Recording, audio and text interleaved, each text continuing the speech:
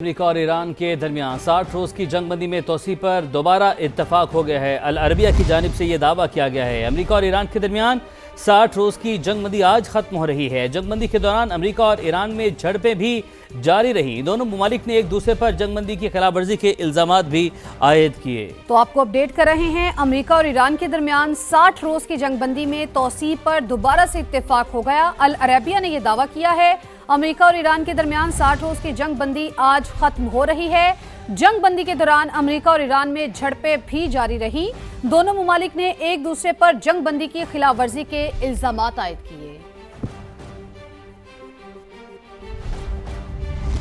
ایران کسی صورت جوہری ہتھیار حاصل نہیں کر سکتا، صدر ٹرمپ کی جانب سے ایسا کہنا ہے۔ ان کی جانب سے مزید یہ کہا گیا کہ ایران کو جوہری ہتھیار بنانے سے روکنا ہمارا سب سے بڑا مقصد ہے۔ ان کا کہنا تھا کہ یہی مقصد ہمارا ہمیشہ رہے گا۔ ایران کسی صورت جوہری ہتھیار حاصل نہیں کر سکتا۔ صدر ٹرمپ کا سوشل میڈیا پر بیان، ایران کو جوہری ہتھیار بنانے سے روکنا ہمارا سب سے بڑا مقصد ہے اور ہمیشہ رہے گا۔ صدر ڈونلڈ ٹرمپ کی جانب سے سوشل میڈیا پر ان کا یہ بیان جو آپ کے ساتھ شیئر کر رہے ہیں، ان کا کہنا ہے کہ ایران کسی صورت جوہری ہتھیار حاصل نہیں کر سکتا۔ گجرات میں چند گھنٹوں کی بارش نے جل تھلے کر دیا۔ شہر کی اہم سڑکیں، گلیاں، محلے پانی میں ڈوب گئے۔ شہریوں کو مشکلات کا سامنا ہے۔ معلومات حاصل کرتے ہیں نمائندہ سماج ذوالفقار حیدر سے۔ ذوالفقار بتائیے گا۔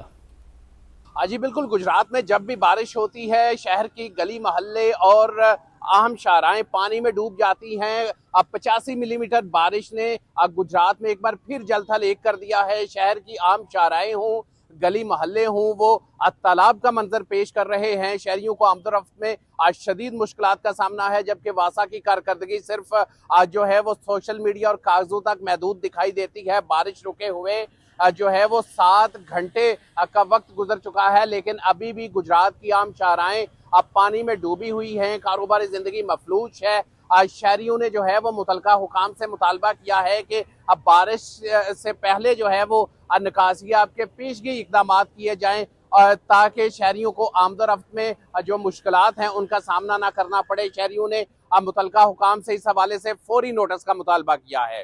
جی بہت شکریہ آپ کا۔ ملتان کے علاقے بوا پور کے شہری صفائی کو ترس گئے، کہتے ہیں ان کے علاقے میں گندگی کے ڈھیر لگے ہیں مگر کوئی کچرا اٹھانے نہیں آتا، بیماریاں پھیل رہی ہیں۔ ستھرا پنجاب کی ٹیمیں بڑی سڑکوں پر تو دکھائی دیتی ہیں مگر چھوٹے علاقوں میں نہیں آتی۔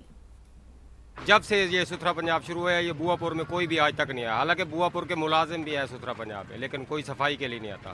یہ دیکھ لیں، آپ کے سامنے یہ حالات دیکھ لیں۔ ہمیں پتہ ہے جیسے ہم لوگ گزارا کر رہے ہیں، آئے دن بیماریوں میں گھرے ہوئے ہیں۔ میں نے آج تک یہاں پہ کوئی ایسا بندہ نہیں دیکھا پنجاب کی طرف سے، یہ ستھرا پنجاب کے نام پہ جو ٹیمیں بنی ہوئی ہیں، یہاں سے کوئی بندہ گزرا ہو یا کسی نے صفائی کی ہو یا کوئی گاڑی آئی ہو، کوئی ایسا بندہ 4 ماہ کے اندر مجھے نظر نہیں آیا۔ یہاں صفائی کرنے کوئی نہیں آتا، گندگی بہت ہے، بچے ہمارے بیمار ہوتے ہیں، ہمیں بہت پریشانی ہوتی ہے۔ ستھرا پنجاب جو انہوں نے ٹیم چلائی ہے وہ میرے خیال ہے مین روڈوں پر نظر آ رہی ہوگی ہمیں، جو مین روڈ یہاں کے سرکٹ ہاؤس کے جا رہے ہیں، یہ جو وزراء کے روڈ جا رہے ہیں، مین کینٹ کے روڈ جو بنے ہوئے ہیں سارے وہ جا رہے ہیں، یہاں تو کوئی بھی نہیں آ رہا۔ مریم نواز وزیر اعلیٰ پنجاب سے مطالبہ ہے کہ جلد سے جلد اس روڈ میں ستھرا پنجاب کی ٹیمیں لائی جائیں اور اس روڈ کو جلد سے جلد بحال کیا جائے۔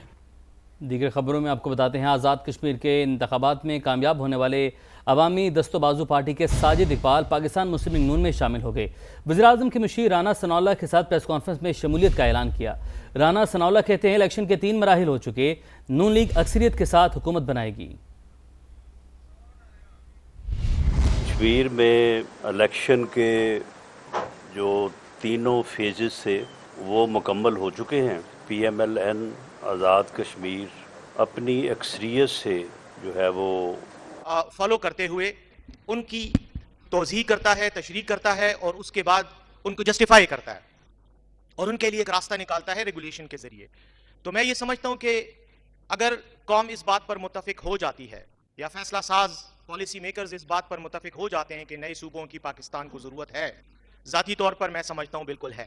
میں اس رائے سے اتفاق کرتا ہوں کہ نئے صوبے بننے چاہیے اور نئے صوبوں کے ساتھ ساتھ جو ڈیولوشن کا لوکل گورنمنٹ کا طریقہ کار ہے اس پر بھی یقیناً جو ہے وہ بات ہونی چاہیے، بلکہ عمل درآمد ہونا چاہیے۔ لیکن جہاں تک کانسٹیٹیوشنل پیراڈائم میں اس ایشو کو دیکھنے کی ضرورت ہے تو اس حوالے سے میرا ذاتی خیال یہ ہے کہ یقیناً نئے صوبوں کی ضرورت پاکستان کو ہے۔ मौजूदा जो प्रोविंशियल सेटअप है और इस सेटअप के तहत जो गवर्नेंस स्ट्रक्चर है उसमें खासी इस्लाहात की ज़रूरत है। जब ये फैसला हो जाएगा और इन इस्लाहात की तरफ पेशरफ्त की जाएगी तो यकीनन आइन के अंदर कई ऐसे आर्टिकल्स हैं जिनको तब्दील करना पड़ेगा, जिनमें अमेंडमेंट्स करनी पड़ेंगी। उनमें जैसे कि बात की गई यहाँ पर कि सूबों का स्ट्रक्चर है, उसके लिए आर्टिकल 239 है जो बहुत ज़रूरी है, उसमें तरमीम शायद करनी पड़ जाए क्योंकि और कोई ऑप्शन नहीं होगी, क्योंकि जो तरीकाकार आर्टिकल 239 सब आर्टिकल 4 में दर्ज है, जिसके तहत कोई भी सूबा अगर तब्दीली करता है अपने स्ट्रक्चर में, अपने जोग्राफिए में, तो उसको आर्टिकल 239 सब आर्टिकल 4 के तहत 2/3 मेजॉरिटी के ज़रिए अपनी सूबाई असम्बली से करारदाद मंजूर करानी पड़ेगी और वो करारदाद फिर कौमी असम्बली से भी और सेनेट से भी 2/3 मेजॉरिटी के साथ अगर आइनी तरमीम की तरफ बात जाएगी तो करनी पड़ेगी, क्योंकि ये सब कुछ आइनी तरमीम के बगैर नहीं हो सकेगा और आइनी तरमीम के लिए आपको 2/3 मेजॉरिटी दोनों हाउसेज ऑफ पार्लियामेंट से चाहिए। तो एक तो ये बुनियादी बात है जो मैं समझता हूँ कि आम लोगों को इसका इल्म है। जहां तक ताल्लुक है इस पूरे सिस्टम का, ये सिर्फ सूबों की तादाद को बढ़ाने या कम करने से ये मसले हल नहीं होंगे, क्योंकि हमारा बुनियादी जो प्रॉब्लम है वो गवर्नेंस का इशू है। हमारा जो गवर्नेंस का सिस्टम है वो डिफेक्टिव हो चुका है, वो उस तरह से डिलीवर नहीं कर रहा और उसके नतीजे में जो हमारी डेमोक्रेसी है, जो हमारा डेमोक्रेटिक सिस्टम है, ये परफॉर्मेटिव डेमोक्रेसी नहीं रहा। ये सबसे इंपॉर्टेंट है। लोकल गवर्नमेंट के निज़ाम को अगर आप स्ट्रेंथन करेंगे तो यकीनन सूबों को आपको चेंज करना पड़ेगा। उसका मैं ज़ाती तौर पर अपना तजुर्बा आपके सामने रखता हूं कि मैं 2 मरतबा खैबर पुख्तनख्वा की सूबाई हुकूमत का हिस्सा रहा हूं और ये मैंने खुद ऑब्जर्व किया है कि सूबाई हुकूमत कभी भी नहीं चाहती कि वो पावर्स को डिवॉल्व करके लोकल गवर्नमेंट को एम्पावर करे। हमेशा हुकूमत की तरफ से, सूबाई हुकूमत की तरफ से एक रेजिस्टेंस होती है, रिलक्टेंस रही है और मैं उसका खुद शाहिद हूं। फंड्स देने के मामले में, इख्तियारात देने के मामले में, कानून साजी के मामले में। इस कॉन्टेक्स्ट में मेरी जाती राय यह है कि अगर हम इस अप्रोच के साथ जाएं तो यकीनन हमें ज़रूरत है, हमें नई सूबों की भी ज़रूरत है और हमें बहुत कॉम्प्रिहेंसिव लेवल पर रिफॉर्म्स करने की ज़रूरत है, जो कि जिसके लिए हमें नेशनल कंसेंसस चाहिए। और वो नेशनल कंसेंसस सूबों पर डेवलप करने के लिए मेरी राय यह है कि हमें एक नेशनल कमीशन बनाना चाहिए जो बेशक पार्लियामेंट बनाए, सियासी पार्टियों की राय से बनाया जाए, जिसको ये मैंडेट दिया जाए कि वो सूबों के इस इशू पर डिबेट करके, डिस्कस करके, तमाम स्टेक होल्डर से राय लेके उसको बनाए। सेकंड राउंड में आपके पास दोबारा आता हूं, एंटर होंगे। मुस्तफ़ा कमाल साहब हमारे साथ मौजूद हैं। आपसे मैं सिर्फ ये जानना चाह रहा था कि हम जो अगर मजीद एडमिनिस्ट्रेटिव यूनिट बनाना चाहते हैं तो क्या मौजूदा जो सिस्टम है, जैसे कि अभी बैरिस्टर साहब ने कहा, तो क्या आप इनकी तजावीज़ से इत्तफाक करते हैं? मैं ये समझता हूँ कि ये जो हमारे यहाँ डिविजिबल पूल है ना, 57.5% जो हम बांटते हैं, 8,884 अरब रुपए हमने इस साल दिए, 8,884 अरब रुपए।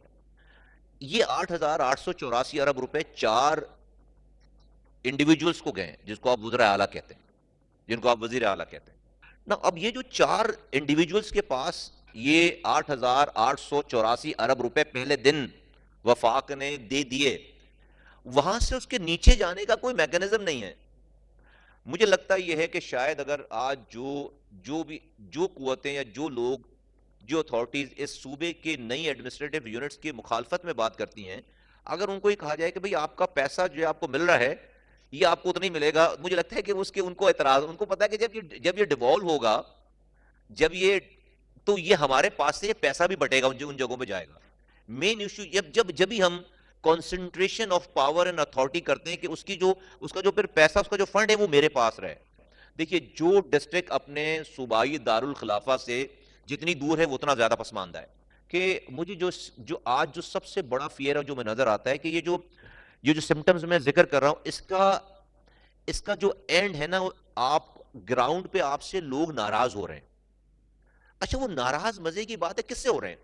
वो किसी हुकूमत से नाराज नहीं हो रहे, वो एक डिसइनफ्रेंचाइज लोगों का एक इतना बड़ा सोसाइटी में एक हल्का अहबाब बनता चला जा रहा है कि वो रियासत से नाराज हो रहे हैं। आपके पास एडमिनिस्ट्रेटिव यूनिट होने चाहिए, क्योंकि जब आप वजूद में आए थे 1951 की सेंसस कह रही कि आप 3,70,00,000 थे, तो भी आप 4 सूबे थे। आज जो है वो एक 7 गुना आबादी बढ़ गई है, आप 26 करोड़ हो गए, जब भी आप 4 ही हैं। और मैं समझता हूं कि एडमिनिस्ट्रेटिव, जब आप ये 8,400 अरब रुपए को, 8,440 अरब रुपए को जब आप 4 जगहों के बजाय आप अगर उसको वोटेवर 22 में करें, 12 में करें, 32 में करें, तो आप एक ऐसा स्टेक क्रिएट करेंगे کہ جس سے ان کے پاس, ان لوگوں کے پاس اپنے ایڈمنسٹریٹرز کو چینج کرنے کی, بدلنے کی پاور آ جائے گی. آج کا جو میرا نظام ہے اس میں اگر کوئی ڈیلیور نہیں کر رہا اور اس سے لوگ ناراض ہو گئے, اس کو وہ چینج نہیں کر سکتے. میں اپنی بات یہاں کمپلیٹ کرتا ہوں. بہت شکریہ. بات ہو رہی ہے گورننس کو افیکٹو کرنے کی, بات ہو رہی ہے ایڈمنسٹریشن کو افیکٹو کرنے کی, بات ہو رہی ہے جو پیسے ملتے ہیں این ایف سی سے صوبوں کو, ان کو افیکٹولی اسپینڈ کرنے کی, اور پھر اس میں جو مختلف قانونی اور آئینی منشگافی ہیں ان کی. تو اس پہ میں آپ سے تھوڑا ایجوکیٹ ہونا چاہ رہا ہوں. صوبوں کی ڈیبیٹ بھی کوئی نئی نہیں ہے. چھوٹے یونٹ ہونے چاہیے, ملٹیپل یونٹ بنا دینے چاہیے, اس سے مسئلہ حل ہو جائے گا. یہ بھی ڈیبیٹ بہت دفعہ اٹھی, پھر ختم ہو گئی, اور اس دفعہ پھر یہ بحث چھڑی ہے. بہت اچھی بات ہے, لیکن ایک ہمیں یاد رکھنا چاہیے, پاکستان بہت سارے مسائل کا, ہماری فیڈریشن کو جو چیلنجز ہیں, جو آپس میں بد اعتمادیاں ہیں, مثلا ہمیں وسائل کی تقسیم کا, ہمیں منرلز کی تقسیم کا, ہمیں پانی کی تقسیم کا, ہمیں اختیارات کی تقسیم کا, بہت سارے ایشوز ہیں جس پہ ہم صوبے ایک دوسرے کے ساتھ, اور صوبوں کے اندر بھی ہم ایک دوسرے کے ساتھ, سیاسی جماعتوں کو چھوڑ دیجیے, ہم آپس میں دست و گریبان لائک کیفیت ہے, اور اس پہ کنسنسس نہیں بنا پاتے. ہمیں اس ڈیبیٹ کو چھیڑتے ہوئے خاص خیال رکھنا ہے کہ کہیں ہم ان سینسٹیوٹیز کو بڑھا نہ لیں, وہ جو ہمارے فالٹ لائنز ہیں یا پرابلمز ہیں وہ بڑھا نہ لیں.